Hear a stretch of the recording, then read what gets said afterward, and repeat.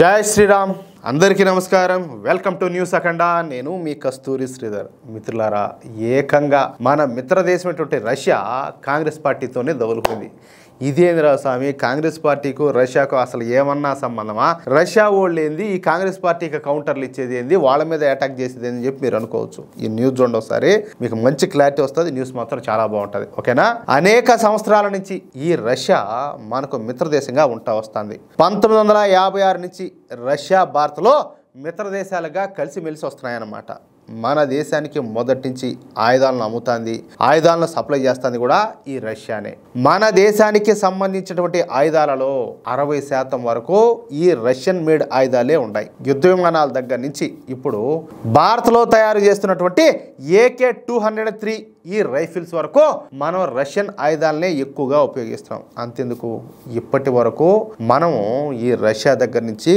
దాదాపుగా $120 బిలియన్ వివిధ రకాల ఆయుధాలను అయితే కొనుగోలు చేస్తా వచ్చాం అంటే మన దేశ కరెన్సీలో దాదాపుగా 10 లక్షల కోట్లకు పైమాటే సరే ఒక్క ఆయుధాలను మాత్రమే కాకుండా ఈ మధ్యన మనం రష్యా నుంచి చౌకగా ముడి చమురును అలాగే రాతి బొగ్గును అలాగే రసాయన ఎరువులను కూడా కొనుగోలు చేస్తున్నాం అంతెందుకు మనం ఉపయోగించేటటువంటి అణు రియాక్టర్లు కూడా ఈ రష్యా దేశానికి చెందినటి అన్నమాట ఇకపోతే ఈ రష్యా అధ్యక్షుడు పుతిన్ కూడా వచ్చే డిసెంబర్ నెలలో మన దేశానికి అయితే వస్తున్నారన్నమాట అర్థమవుతుందా ఈ పర్యటన సందర్భంగా భారత రష్యాల మధ్యన భారీ స్థాయిలో రక్షణ ఒప్పందాలు అయితే జరగనున్నాయి ముఖ్యంగా S-400 ఈ గగనతల రక్షణ వ్యవస్థలను అలాగే S-500 గగనతల రక్షణ వ్యవస్థలను అలాగే 5th జనరేషన్ కు చెందినటువంటి సుఖోయ్ 57 యుద్ధ విమానాలను భారత్ రష్యా నుంచి అయితే కొనుగోలు చేయనుండాలి అంటే వచ్చే డిసెంబర్లో రష్యాతో భారత్ దాదాపుగా ఒక 70,000 కోట్ల రూపాయల రక్షణ ఒప్పందాలను అయితే కుదుర్చుకొని ఉండాలి ఇవి గాక రేర్ ఎర్త్ మినరల్స్ కు చెందినటువంటి కీలకమైన ఒప్పందాలు కూడా ఈ రష్యా భారత్ల మధ్య అయితే జరగనున్నాయి ఇదంతా కూడా ఇట్టుంటే ఈ పాకిస్తాను చైనా సహకారంతో JF-17 యుద్ధ విమానాలు అయితే అసెంబ్లింగ్ చేస్తూ ఉండాలి అంటే మీకు అర్థమయ్యేటట్టు చెప్తా ఇప్పుడు సైకిల్ స్పేర్ పార్ట్స్ అన్నీ వచ్చాయి విడివిడిగా అంతా కూడా ఇంక వీళ్ళు బిగించుకుంటా ఉంటారు అన్నమాట ఇక్కడ కూర్చొని పంచర్లు వేసుకుంటా బిగించుకుంటా ఉంటారు అట్టగా చైనా వాళ్ళ సహకారంతో JF-17 యుద్ధ విమానాలు అయితే అసెంబ్లింగ్ చేస్తున్నారు ఎక్కడ పాకిస్తాన్లో సరే ఈ JF-17 అనేటివి తేలికపాటి యుద్ధ విమానాలు అనమాట వీటిని చైనా పాకిస్తాన్ దేశాలు కలిసి అంటే వీళ్ళిద్దరూ కలిసి తయారు చేస్తున్నారు అయితే ఈ JF-17 యుద్ధ విమానాలను పాకిస్తాన్ కోసం మాత్రమే తయారు చేస్తున్నారనమాట స్పెషల్గా వాళ్ళ కోసమే అంటే దాన్ని బట్టి మనం అర్థం చేసుకోవచ్చు అవి ఎంత బాగా పనిచేస్తాయో అయితే ఈ JF-17 యుద్ధ విమానాల తయారీకు కావలసినటువంటి జెట్ ఇంజన్లను రష్యా సరఫరా చేస్తుందని చెప్పేసి మొన్న ఈ మధ్య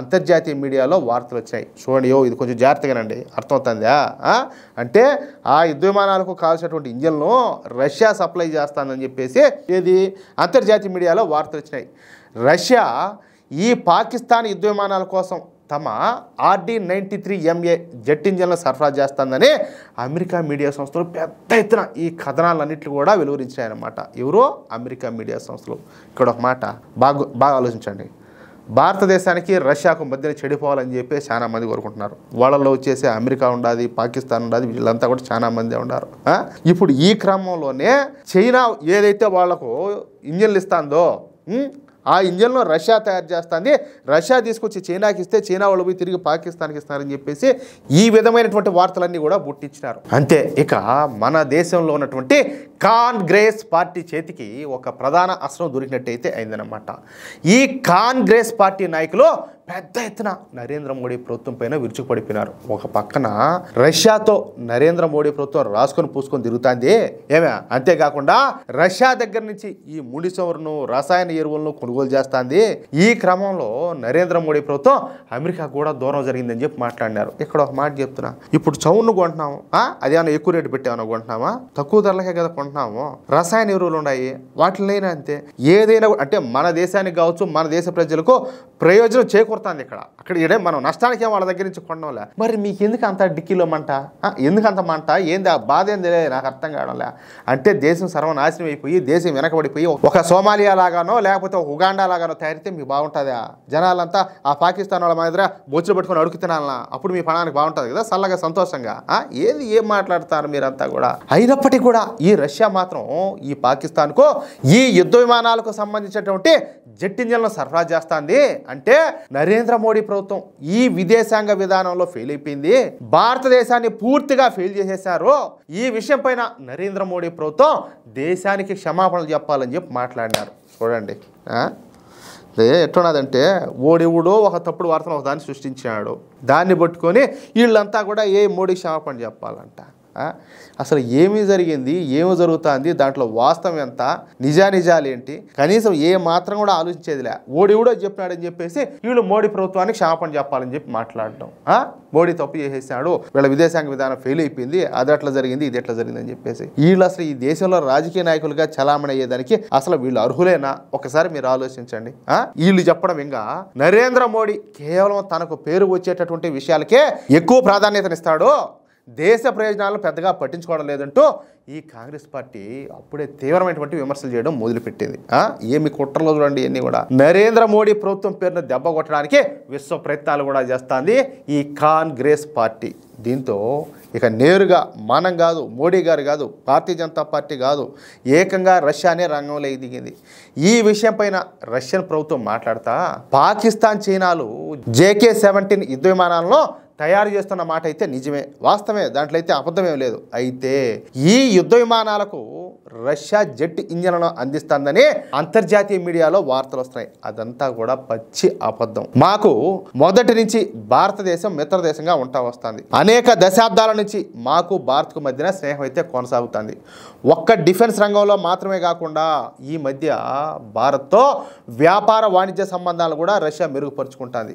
వచ్చే డిసెంబర్ నెలలో పుతిన్ కూడా భారత్లో పర్యటించున్నారు. సరిగ్గా ఈ సమయంలోనే ఈ విధంగా కుట్రపూరితంగా వార్తలను వండి వారుస్తారని చెప్పేసి పేపర్ పర్రమ దించి పారిదొబ్బినారు రష్యా వాళ్ళు. ఇదంతా కూడా పచ్చి అబద్ధము. మేము ఎప్పుడు కూడా పాకిస్తాన్కు జెట్ ఇంజన్లో అసలు సరఫరానే చేయలే, అర్థమైందా? ఇకపైన చేయం కూడా. మాకు భారత్ మాత్రమే మిత్రదేశం, పాకిస్తాన్ ఎంత మాత్రం కూడా కాదు. ఇక్కడ మనం ఒక విషయం గుర్తు తెచ్చుకోవాలి. ఒకానొక సందర్భంలో పాకిస్తాన్కు మనకు యుద్ధం జరిగితే రష్యా మనకు సపోర్ట్ చేసింది, కానీ ఈ అమెరికా వాళ్ళు ఎవరికి సపోర్ట్ చేసినట్టే పాకిస్తాన్కి సపోర్ట్ చేశారు. ఏది మొదటి నుంచి కూడా వీళ్ళేమి మనకేం మిత్రులేం కాదు, అమెరికా వాళ్ళు అవసరం అంతే, అవసరానికి తగినట్టు వాళ్ళు ముందుకు పోతూ ఉంటారు. కానీ మనతో స్నేహం చేస్తుంది, మనకు సపోర్ట్ చేస్తుంది ఎవరైనా ఉండారు అని అంటే అది రష్యా మాత్రమే. ఇక్కడ అర్థమైందా? అలాంటి వాళ్ళు పోయి పాకిస్తాన్కి ఎందుకు సపోర్ట్ చేస్తారు? వాళ్ళకేమన్నా పిచ్చా? ఈ దేశంలో ఉండి కాంగ్రెస్ పార్టీ వాళ్ళకి పిచ్చి కావచ్చు, వాళ్ళకి పిచ్చి కాదు కదా. అవునా కాదా? మీరు ఒకసారి ఆలోచించండి. ఇక్కడ ఇంకో విషయం ఏంటంటే పాకిస్తాన్కు మద్దతుగా మేము చర్యలు తీసుకుంటామని చెప్పి ప్రచారం చేయడం ఎంత మాత్రం కూడా సరికాదు. భారత్కు ఇబ్బందిగా మారేటటువంటి ఎటువంటి చర్యను కూడా రష్యా అయితే చేపట్టలేదు, ఇక భవిష్యత్తులో కూడా చేపట్టదు అని చెప్పేసి రష్యన్ గవర్నమెంట్ కుండ బద్దలు కొట్టేసింది. కాబట్టి ఇటువంటి ఫేక్ న్యూస్ల పైన ప్రచారాలు చేయడం మానేసి నిజాలు తెలుసుకోండి, నిజంలో బతకండి అంటూ రష్యన్ ప్రభుత్వ వర్గాలు కాంగ్రెస్ పార్టీకు బాగా ఎర్రగా కాల్చి కమ్మే వాతలు పెట్టాయటనే. మేము పాకిస్తాన్కు జెట్ ఇంజన్లను అందించడం లేదని చెప్పేసి స్పష్టంగా తేల్చి పారేసినాయి. కానీ వీళ్ళు మాత్రం వాళ్ళ మాటలే అంటారు. ఎందుకంటే అయ్యా వీళ్ళ దేశం మీద ప్రేమలా, దేశం ఎంత చెప్పటికి ఒలకాడు కావాలా, దేశం సర్వనాశనం అయిపోవాలా, సంకనాయికి పోవాలా, ప్రజల ఆకలి సాగులు చావాలా, అప్పుడు వీళ్ళు అధికారంలోకి వచ్చి ఈ దేశ సంపదనంతా కూడా లూటీ చేయాలా. మన దేశం సకల సంపదలకు పుట్టినిల్లు కాబట్టి వాళ్ళు అధికారంలోకి వచ్చారంటే అత్త లోడుకొని తింటారు పది కుక్కలు మాదిర. దానికోసం కదా వాళ్ళు ఇంత చేస్తుంది. ఇప్పుడు ఏంటంటే మోడీ గారు అధికారంలో ఉంటే అన్ని కూడా జరగవు, వీళ్ళకి ఇంక ఏం అవకాశం లేదు, అధికారం లేకపోయా ఇంకెట్లా వాళ్ళ పొట్ట నిండేది? అదే మామూలు పొట్ట కూడా కాదు, ఒక్కొక్కరి వల్ల ఎంత బకాసురులు లాగా ఉంటాయి ఒక్కొక్కరికి. అది ఎంత పోయినా ఎంత తిన్నా కూడా వాళ్ళకు ఆ దాహార్తి అనేది తీరదు, అంత ధనదాహం వాళ్ళకు. కాబట్టి ఇటు కుట్రలన్నీ కూడా చేస్తూ ఉంటారు. ప్రజలు మాత్రం జాగ్రత్తగా ఉండాలా, ప్రతి ఒక్క విషయాన్ని జాగ్రత్తగా నిశ్చితంగా ఆలోచించి నిర్ణయం తీసుకోవాలి. ఇలాంటి వాళ్ళ మాయలో పడినామనుకో ఇంకంతే, సంకనాయకి పోయినట్టే జీవితాలు. అది విషయం అయితే మిత్రులారా, ఈ న్యూస్ కనుక మీకు నచ్చినట్లయితే ఖచ్చితంగా ఈ న్యూస్ నలుగురికి షేర్ చేయండి. అలాగే ప్రతి ఒక్కరూ కూడా మీ యొక్క అమూల్యమైనటువంటి అభిప్రాయాలను కామెంట్ రూపంలో తెలియజేయండి. అలాగే ఇంతవరకు మీరు కనుక మన ఛానల్ను సబ్స్క్రైబ్ చేసుకున్నట్లయితే ప్రతి ఒక్కరు కూడా మన ఛానల్ను సబ్స్క్రైబ్ చేసుకోండి, సపోర్ట్ చేయండి ప్లీజ్. జై శ్రీరామ్, జై హింద్.